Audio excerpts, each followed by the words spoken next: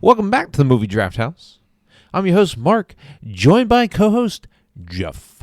What is up, Mark? We are making our way through Professional Wrestling Month, and That's it's fake week ass 3. wrestling to all you No. noobs out there. Piece of shit. You know, like in this movie, there are characters that are you. There's a cop who calls it fake ass wrestling, and he's a punk ass bitch. Anyways, before we get into what we watched this week, Jeff, plug the music. Yes, this week's music is brought to us, I said this month's, by Flipside Music, and you can check out their song Cream of the Crop, the Randy Savage edition.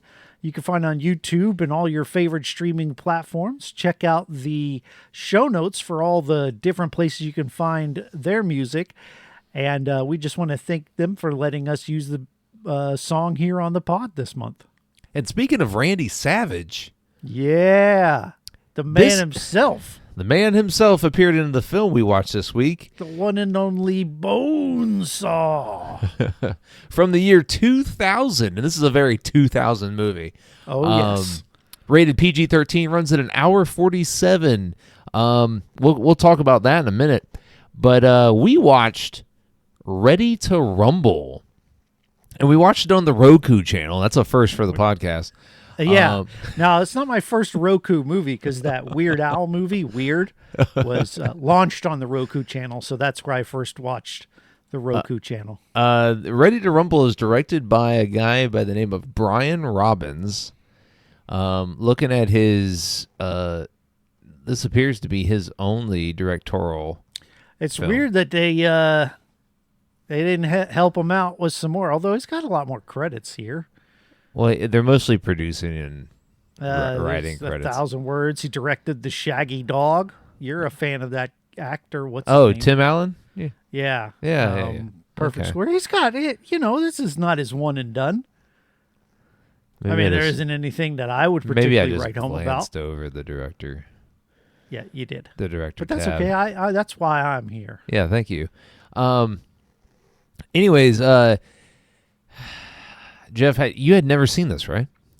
Oh, what? Really? Have you?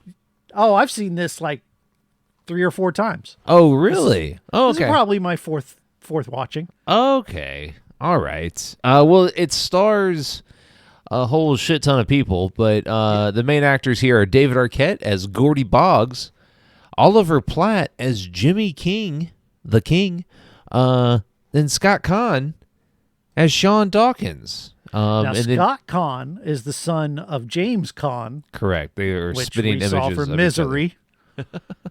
We also have a host of wrestlers: Bill Goldberg, DDP, the aforementioned Macho Man Randy Savage, Steve Borden, and then there's Rose McGowan, who's not a wrestler, but she's in this movie, as well as Joe Pantoliano. Yep. I can't say his name, and Martin Landau. Now, Yeah. there's one wrestler you've heard of that you may not have noticed. John Cena is in this movie. This is before he got famous. I saw him on the credits, and after I watched the movie, and I missed him. Who was yeah, it? so you know when they go to the gym and Goldberg's there lifting weights? Yeah. If you look in the background, there's a bleach blonde flat top getting into one of those weightlifting contraptions. That's John Cena. And this was obviously well before he was a household name. Yeah. Okay. That makes sense. I was not paying attention then to the background. Well, you of- wouldn't have. Like it's a blink and you'll miss it. And then he's not famous, so there was no reason to just throw him front and center. He was just an extra. Right. So I had never seen this film. That doesn't surprise anyone. And, I will say this. Yes. It's not a good film, Okay. but it was entertaining. Yeah, it was. So this is a movie to me that is better than it has any right to be. I'm Sure. not saying that it's a masterpiece, but there's something about it, and maybe it's the wrestling fan in me. Oh, I imagine the first time you watched this, you were just jerking off the entire movie. I do that to just most movies. and that's why I don't like Sils Maria so much, because I was not able to. Anyway, but no, I didn't, because I actually, the first time I saw it, I'm like, I don't know. It was on subsequent watchings that I actually started to appreciate some of its charm. It does not take itself seriously for even a moment. It is slapstick. It's ridiculous. And I think it's a lot of fun. I think there is no stops along the way. It keeps a pretty steady, absurdist clip. And we're gonna disagree there. that's fine. That And I'm ready for you to tell me why. it's just it's an hour 47, and it feels an hour 47. I'm not saying that like it slowed at any point, even though there were some things that like they could have cut. Obviously, they could have cut David Arquette getting kidnapped, grown man getting kidnapped by his dad, and being sent to his room. We're kind of now talking about the end of the film, but that's like the part I did not like the most. Not because it's trite and has been done a billion times. The reason I hate it the most is because it didn't make sense for the character to just give up. Right. The whole movie, he's the most enthusiastic about their quest to get, if you haven't watched this movie, to get Jimmy King, who is their favorite wrestler, back as world champion. And the whole time, he's the guy who comes up with the plan. Let's go do it. He's gung-ho. He's happy. He's got his hero with him. And his dad rolls up. He gets in the car and then just gives up. Yeah. It wasn't even like there was any family trauma or anything that happened that would set him back emotionally to make him think that he needed to just take becoming a police officer seriously. It didn't make sense. He would have been, as soon as Oliver Platt and his buddy show up at his house, he would have been out the window immediately, but they got to talk him in. It didn't make sense. And I think it was just there to get to the him showing up at the finale in the as cop. a surprise. Right. And I get that, but it could have been done so much differently and had the same effect and had the same conclusion, without having to stretch the film by 10, 15 minutes. I also I really didn't think there was much of a purpose behind Rose McGowan's character. No. You know, she's in the movie for 20 minutes or so, and then she's gone. And I think they wanted to. So this movie is I funded, I believe, and backed primarily by WCW, who back in the 90s and specifically which was the WWF, 90s, right? No. So WWF and WCW were alive at the same time. Kind of like WWE and AEW. They're not the same company. I know they're not, but am I equating apples to apples? Yes. So they okay. were, let's say, the AEW of their time. But they were much bigger. Like, they actually competed and were beating WWE for a good while. And you don't think AEW can compete with WWE? They haven't been able to. Oh, I don't know. Ratings wise, they're not been able to. There's a big difference there. Back in the 90s and specifically in the 90s, it was a lot closer race. But now it's just that WWE has sort of solidified themselves as the brand of wrestling that it's really hard for anyone to keep up. Okay. That being said, so WCW was around back then, and they bankrolled this movie, and it had all their actors, all these wrestlers in it. David Arquette, around this time, won the WCW World Championship to the chagrin of many a wrestling fan. Really? Oh yes, it pissed people off. It's like, I didn't even know. I didn't know that happened. Yeah, it really made people angry. There was a guy running the show at the time named Vince Russo who was one of the worst storytellers in wrestling history. He's horrible. And he just thought it'd be a great way to get people interested in the show to have David Arquette win the world title. But nobody, like, David Arquette's not a household name. Right? I mean, and in the year 2000, he probably was. Yeah, but he's not the guy that people are going to be like, oh shit, let me turn on wrestling. David Arquette's on.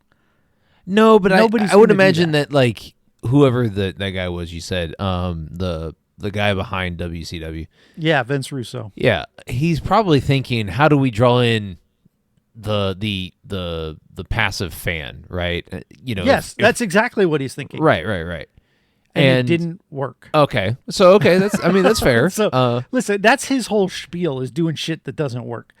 But but the main thing is I know you call it fake ass wrestling, and you're doing that just to be disrespectful to me. But a lot of people take it seriously, not because they're like these characters and they think it's real, but they love the storytelling. And so much like we're talked about in this movie and many other movies, when something happens in a movie that doesn't make any fucking sense, you're just like, what the hell was that? And it pisses you off, right? Yeah. And just imagine that every movie you watch leads into the next movie and the next movie. And it's just years and years of your life being told this story over thousands of hours of movies. That's what professional wrestling is. And so when someone comes in and only the biggest and toughest and strongest have ever been world champion, and here comes skinny ass David Arquette and he wins the world title, it's like, what the fuck? I get it. No, I get it. That being said, David Arquette has a lot of respect for the wrestling business now. He's actually trained as a wrestler. He's wrestled several matches. I think there's a movie out called David Arquette Cannot Die or something like that, which kind of goes into him because he realizes as a wrestling fan that what happened was a disrespect to the title, and he's since tried to kind of re-earn the respect of wrestling fans. And I think in a lot of ways it's done it. I mean, that's cool. I mean, that's cool of him to, like, later in life realize that, he was getting paid to do something, and his agent probably took the job because he was getting paid a lot of money.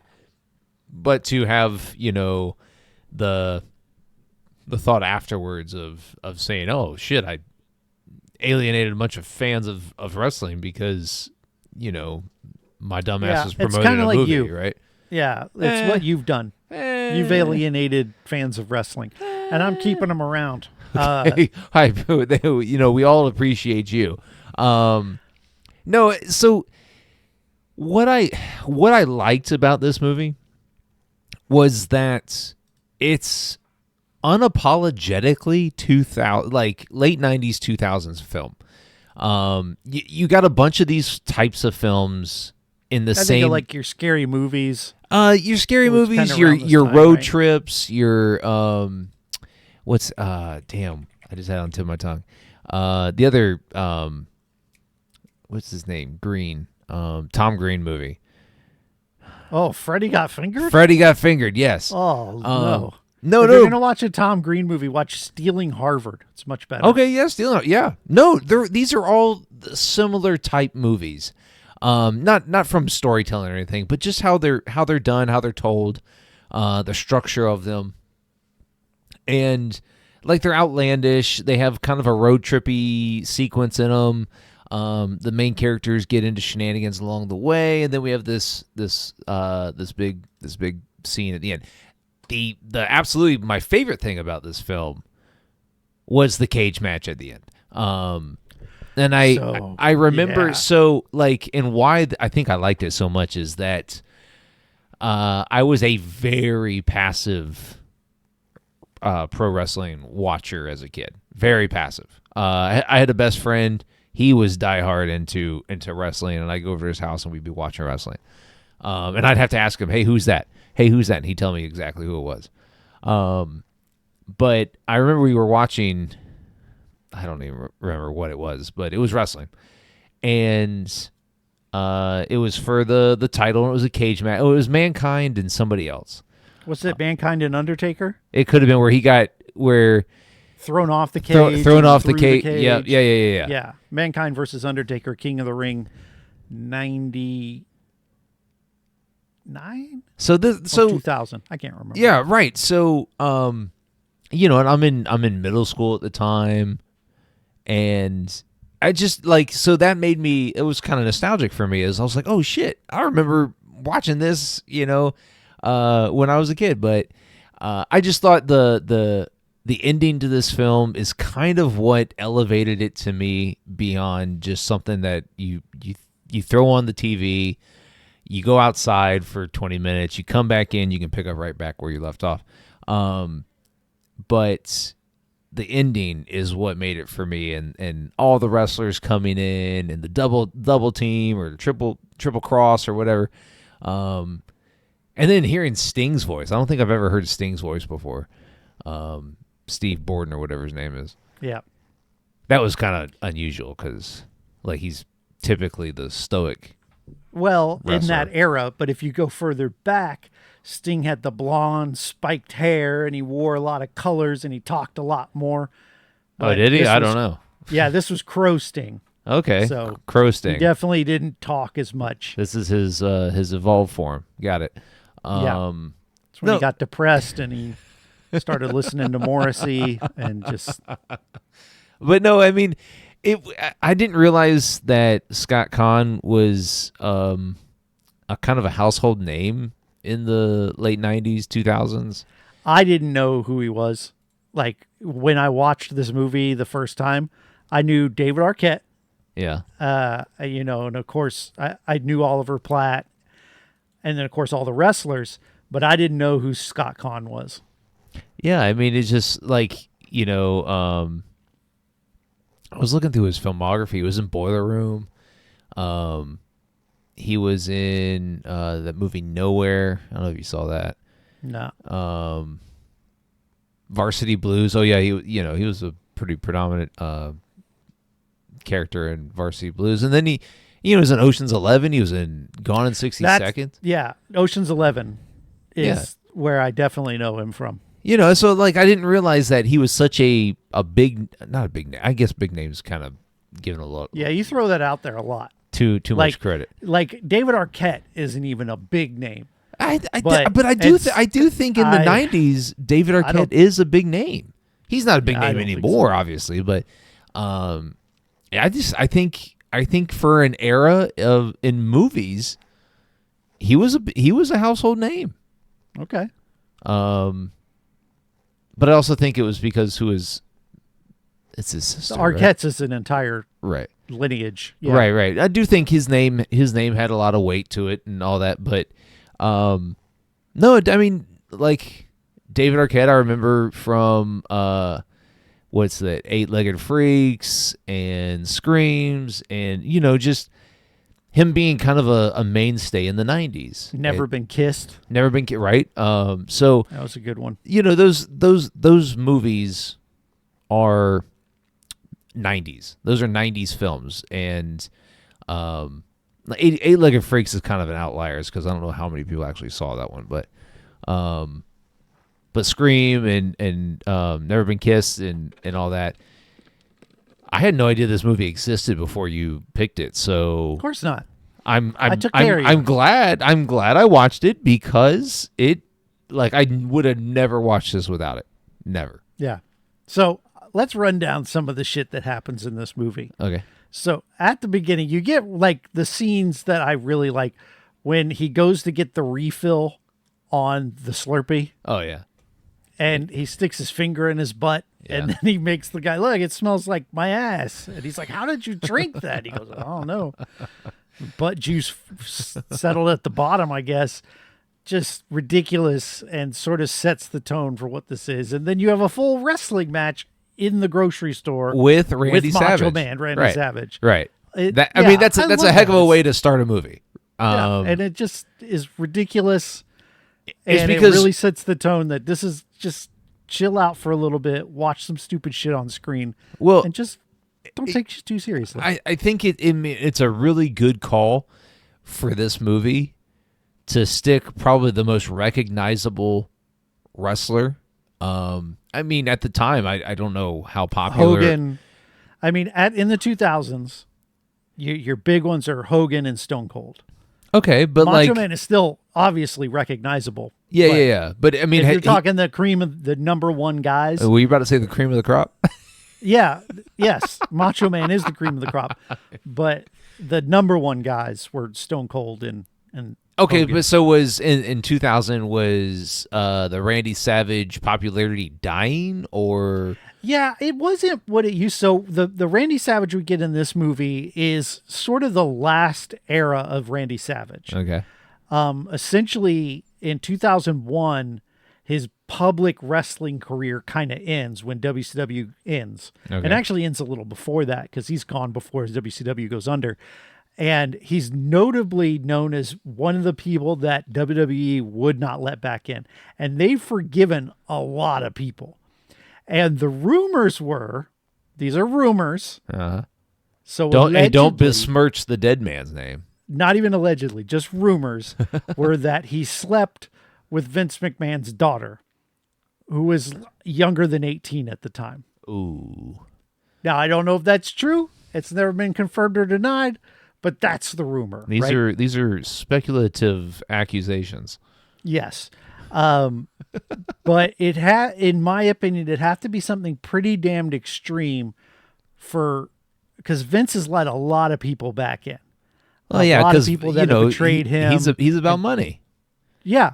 And yet, not Macho Man. So, but where was I? Okay. You just had a stroke, so I don't know. No, I didn't. It's heart attacks that I'm usually shooting for. I don't know. You were talking about Vince McMahon and Randy Anyway, Savage. it doesn't and- matter. So right. no, we were talking about Randy Savage and whether he was the best. You know, it was a good opening thing, and honestly, at that time in 2000, he probably was the biggest name they had available. Okay. Actually, Goldberg was bigger than Macho Man at this time. I still think it was a good call to put Randy Savage at the beginning of your movie, a whole full ass wrestling match in a convenience store. It was really cool. It was a really cool set. So I enjoyed that. I was like, oh shit, we got wrestling right off the bat. Jeff's fucking wanking it right now. I don't jerk off to wrestling anymore. Good to know. Let the listeners, just for the record, Jeff doesn't jerk off to wrestling anymore. But I did. I enjoyed it, and then and then when David Arquette's character snaps to, and it's a brain freeze and whatever, and I thought I was like, okay, cool. I mean, I was on board after that. Yeah. So all right, what are some other things that you? Well, I mean, you get the whole scene at the Nitro show, which I really liked. Them being in the arena, having tickets to Nitro, and being so the whole thing of them working their shit job, very literal shit job, Yeah. and being excited for Monday Night Nitro. They had their tickets. That was me in 1998 to 2000 because Monday Nitro's on tonight. I'm working in lawn maintenance. It's a grungy job. I like that job, but getting to go home and watch wrestling was like my thing on Monday nights. And so I very much related to these two with their manual labor, being excited about wrestling that night. And so they go to the wrestling show, and Jimmy King gets screwed over by the promoter, who's played by Joe. I call him Joey Pants, Joe Pantanalanio. Yeah. Him. Yeah. And Diamond Dallas Page is the main bad guy, which I appreciate it because DDP, he's been in other movies that we've watched. I actually think he's one of the better actors. Like he kind of plays the role naturally, and granted, he's playing himself. He was in that Van but Damme movie we watched, right? Was it? Which one was that? I don't know. There was it was either a Van Damme movie. Yeah, I think it was a Van Damme movie. And I don't remember which one, but yeah, DDP. Well, what's the one where he Van Damme's an actor? No, is it an Oh, The Quest. Was it The Quest? No, I don't think so. No, we saw him in The Devil's Rejects. DDP? Yeah. Really? IMDb confirms. Huh. Interesting. Yeah, he was in The Devil's Rejects. He was one of the slimy guys in the back. He sucked. Interesting. I mean, he didn't suck, but the movie sucked. The whole thing is one of the shittiest evenings in my life. Anyway, no, I mean, I enjoyed Diamond Dallas Page as a bad guy. I don't know in wrestling lore if he was a bad guy. Generally speaking, he was more of a good guy. Yeah, baby that's face. what I thought. So like my memory was like I remember him as a good guy. Yeah, but these things change, right? Right. You got your heel turns. Right. But largely, he was a baby face pretty much throughout his like big height of his run at WCW. Yeah. What did you think of Oliver Platt here? Did you think he was a good casting choice for So this wrestler? There's two things, right? There's two things that I can say. When he's run down and beat up and he has to have comedic timing, I think he does a really good job. He does not look like a professional wrestler. Correct. That was my so- gripe with the entire thing. Right. And that was mine too when I first watched it the first time and every time. I don't buy him as a pro wrestler. And nowadays we're in the era of Marvel movies where everybody can get buff in 2 weeks if they need to. Right. But I felt for sure like they casted him more on him being the pathetic, down on his luck guy than being a professional wrestler. Because when he's living in the trailer and he's going back to his ex-wives and he's drunk and all of that stuff, it really works. But when he's going to the ring and you're supposed to take him seriously as this badass, it doesn't work. Yeah. And I would have rather have seen someone else play the role who was An actual buff. wrestler? No, because none of them were that good at acting. I mean, The Rock was just kind of, I think this was like Scorpion King days. Right. So he was kind of rough. And then it wouldn't make sense for Hogan because it's in WCW. So there really weren't any wrestlers. Maybe Piper, but even that would be too recognizable. But someone with a little physicality, Yeah. right? Like I don't want to say Van Damme, but someone with a, you probably could have got in 2000. Where was Brendan Fraser? yeah, that would be right in his wheelhouse. He's a little, maybe I find him to be too nice, but I mean, that's- Oliver Platt here is, I think, too nice. I mean, Nah, Oliver Platt can play a scumbag. sure. I mean, I've seen other things with Oliver Platt in it. I just think, like, in this film, he was just too nice. Like, the character was just Yeah. too nice. I'm trying. I'm having a hard time recalling like the buff guys from back then because it would have been like Arnold, which wouldn't have Right. worked. So I think in a lot of ways they did make the right call because so much of the movie is him being down on his luck. Yeah. And that's the part where if he's some shredded asshole, that it wouldn't work as well.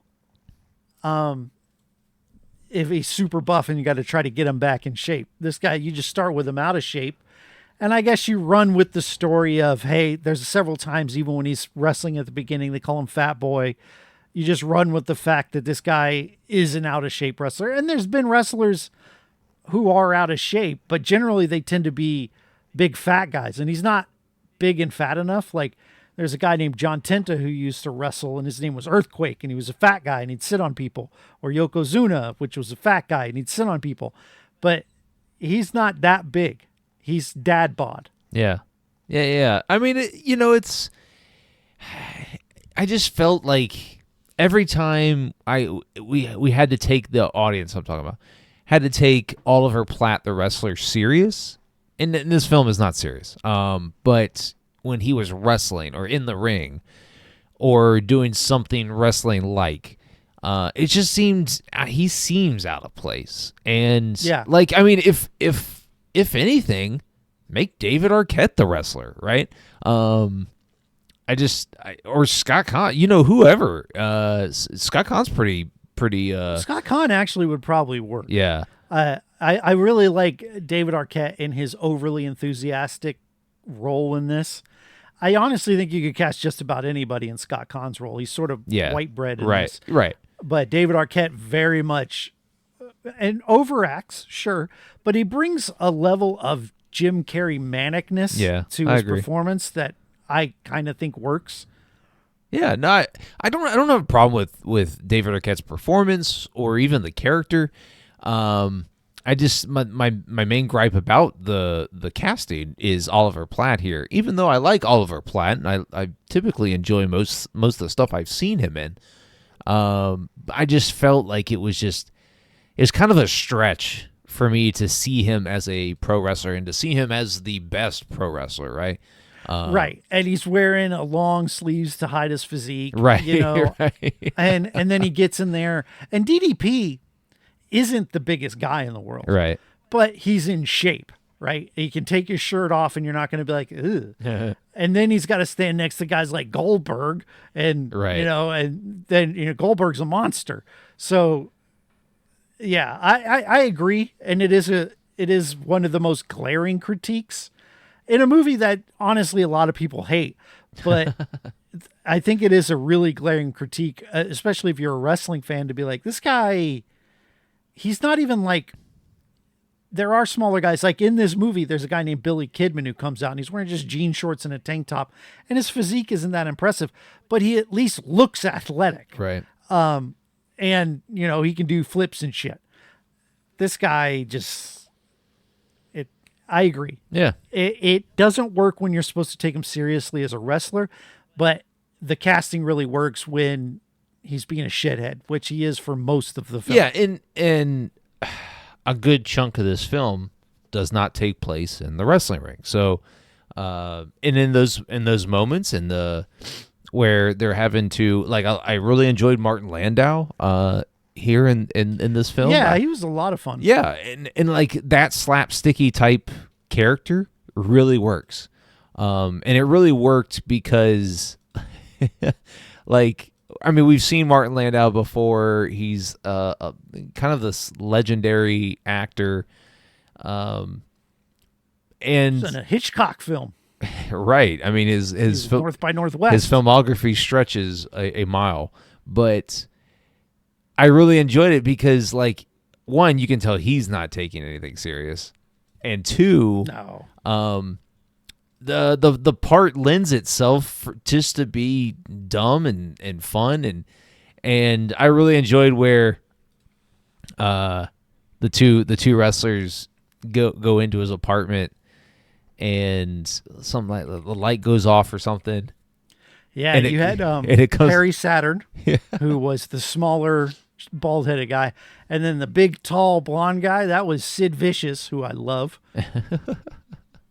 Well, I mean, and then he turns the lights back on, and a mannequin sitting in the chair, and like Martin Landau's character is in the floorboards or wherever the fuck he was, and I that was a really fun scene, and I thought Martin Landau's character really led the film in just being dumb and fun, and I honestly wish he was in the film more. Yeah, his whole little arc was pretty fun. I felt like he got it, and it's kind of one of those things with pro wrestling that sometimes you see people who get it. Like, I don't know if you know this, but Logan Paul is a professional wrestler now. I do know that. And as much as I want to hate this guy, he gets it. Yeah. He understands pro wrestling. And I think Martin Landau knew the movie he was in. Yeah. He's like, I'm going to fucking play this up. I almost felt freeing for him, like, I'm just going to have fun. I can't screw this up. I'm in a wrestling movie. Right. I mean, there's not much more to say about, his performance, but just those small, I don't know if you noticed the cameo by Dave Matthews here. Really? Dave Matthews was in this? Yes. He was the doctor that came and got them in the waiting room after Martin Landau went to the hospital. I did not catch that. Yeah. Dave Matthews. Nice. Um, Dave Matthews is actually a really good comedic actor. yeah. No. I really I enjoy I Did enjoy you ever see Just Go With It with Andy not Andy Samberg, Adam Sandler, and fuck, what's her name? Jennifer I can never Aniston. remember. Yeah, thank you. I have seen this, but I don't really remember He's it. really funny in that. He grabs a coconut with his ass cheeks. It's really good. No, but that was a cameo. I was like, wait, what the fuck is Dave Matthews doing here?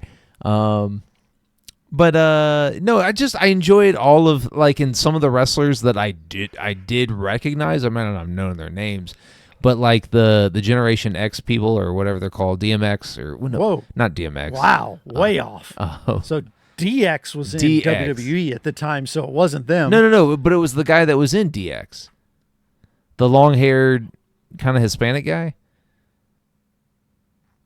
There was no long-haired Hispanic Yeah, there guy in was, bro. DX. I look at the Juventud Guerrero was in this, who's a long-haired Hispanic guy. But the members of DX were Shawn Michaels, Triple H. I think the guy you're thinking of is Sean Waltman, also known as Six, also known as X-Pac. Okay, But maybe. he's not Hispanic. There was Road Dogg Jesse James, white guy. It was really just all white guys. Eduardo Hernandez is who I'm thinking of. Yeah, that's probably Hoovy. Juventud Guerrero. Yeah. Juventud Guerrero. Juventud Guerrero. But he's doing the X across his groin. What is that? In his picture. Everybody was pointing at their dick in this time. No, but like I thought that was like a. It is more a DX thing, but he's not in DX. Oh, It interesting. never was. Okay. All right. Whatever.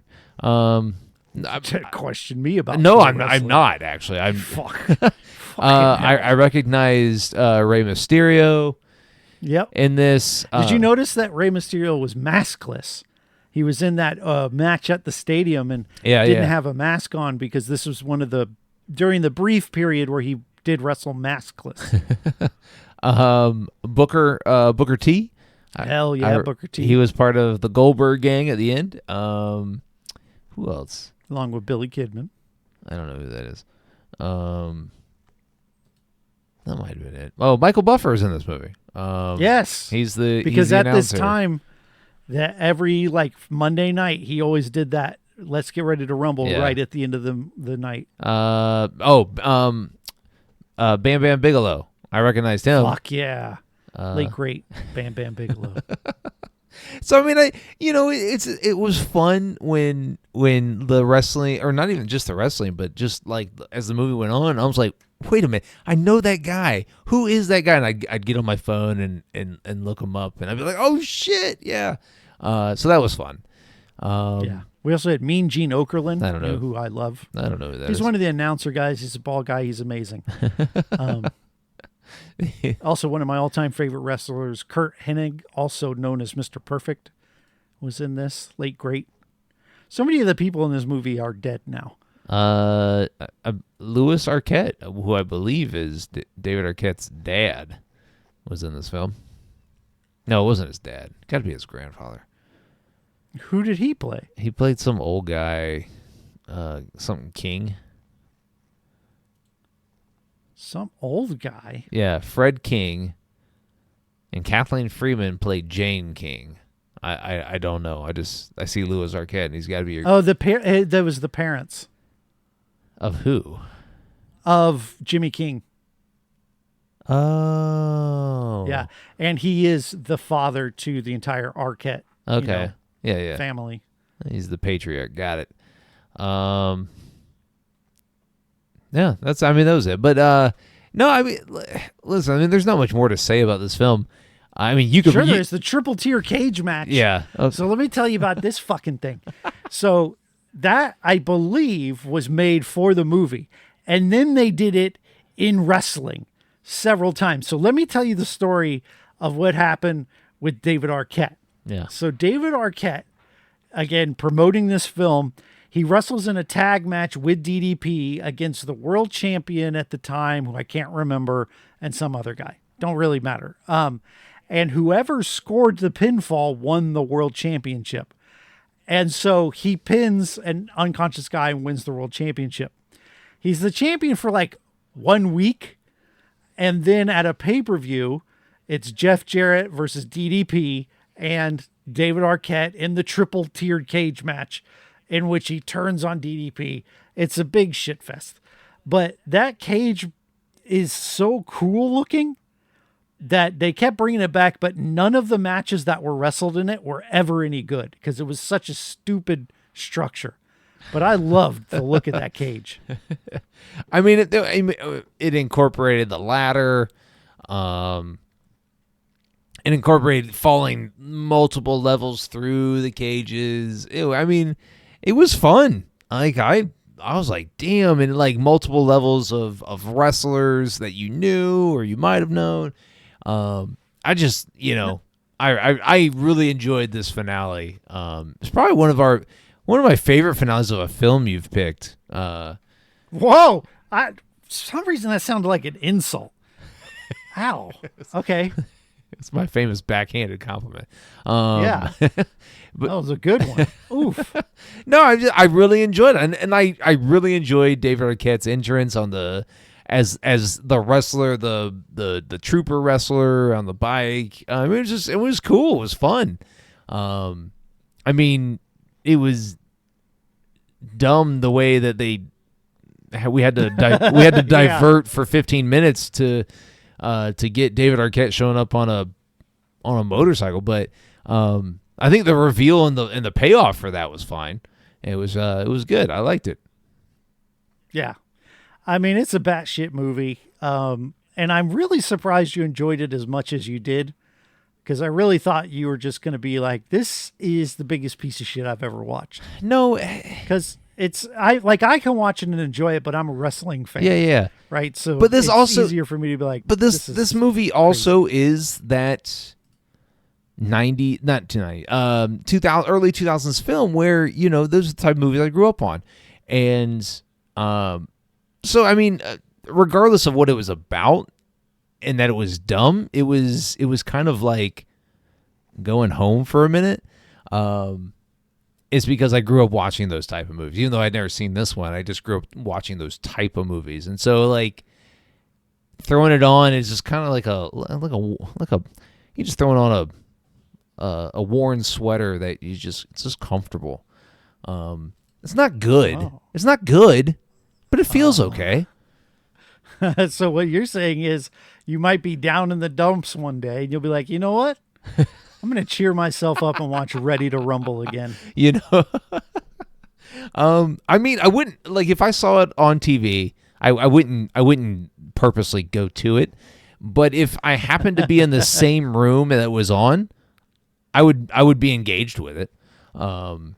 I'd sit down and I'd be like, oh, okay, we're at the part where Rose McGowan takes his virginity. Cool, let's go.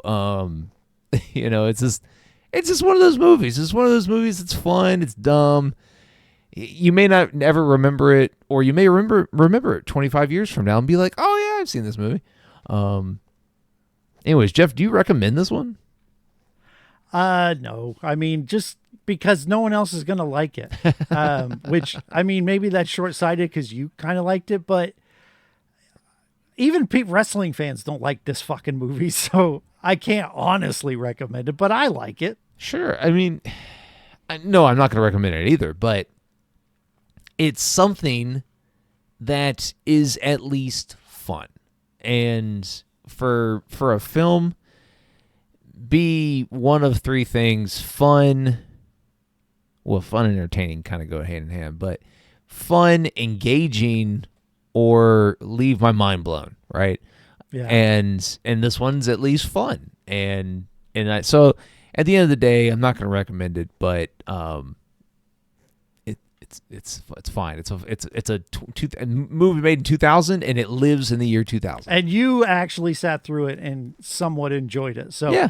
I mean, that's not a ringing endorsement. Anyway, Jeff, what are we watching next week? Well, next week we're going to watch a film produced by the WWE. You know, we're switching companies Yeah. here. Directed by Stephen Merchant, who is, you know, most notably as being sort of a creative partner with Ricky Gervais. Yeah. Really funny and, guy too. This is also produced by Dwayne Johnson. So it may not be produced by WWE. I think I think Dwayne had the big part in it, but I can't really remember. And it stars Florence Pugh, Dwayne Johnson himself, Vince Vaughn, Lena Headey, and Nick Frost. We're going to watch Fighting with My Family, yeah, WWE Studios produced it. which is the story of Saraya Knight, who at the time was wrestling as under the name Paige in the WWE. Yeah, co-produced by WWE Studios and Dwayne Johnson. So, Well, there you go. what's wild to me is that it's directed by Stephen Merchant. I didn't know that. Yeah. Well, before we get out of here, Yeah. I want to remind you that this month's music is brought to you by Flipside. Once again, be sure to check those show notes. Look for the links where you can listen to the music and support him. We appreciate Flipside allowing us to use their music on the pod this month. Yeah, and if you want to follow the podcast on all your favorite social media platforms, we're at Movie Draft House, and we're on Twitter, TikTok, Instagram, right here on YouTube where you're likely watching us. So don't forget to hit the subscribe button when it pops up so you don't miss any future content here on our podcast. And don't forget the podcast releases weekly every Thursday on your favorite podcast streaming platform. Jeff. Yes. Oh, I got to plug here. Hey, if you want to follow Jeff on on Twitter and let him know, hey, the AEW is kind of cool. You can find him at Podcast by Jeff. Okay. Feel free to do that. If you want to get in touch with Mark and be like, hey, bitch, you can do that on Twitter at I Heard You Liked. I had nothing either, so I just left it at hey, bitch. I mean, hit me up with hey, bitch. I don't know. Hey, bitch. And I'm gonna throw out this because it's gonna be one of my 5-minute reviews. So, if you're watching this and you haven't watched this 5-minute review at this time, please go back and do. I watched a movie called Men, Men. Jeff's seen it as well. We didn't watch it together, and I'm kind of surprised that Jeff actually watched it. But it is batshit crazy, and I'm going to just ponder with my thoughts on the entire 5-minute review is just going to be going. You blank staring into the camera. Yeah, with it's maybe a picture of vagina. I don't know. Well, that's get demonetized. Yeah, YouTube will flag that one. Unless you could somehow make it educational. It will be. I'll explain how. okay. I'll explain how it's not anatomically correct. It'll be a vagina from the movie. How about that? Are there vaginas in that movie? There's vaginas in that movie. It's all right. Probably better than I remember then. I don't remember any vaginas. It's at the end of the movie. Anyways, Jeff, any last words? No last words. We'll see you next week.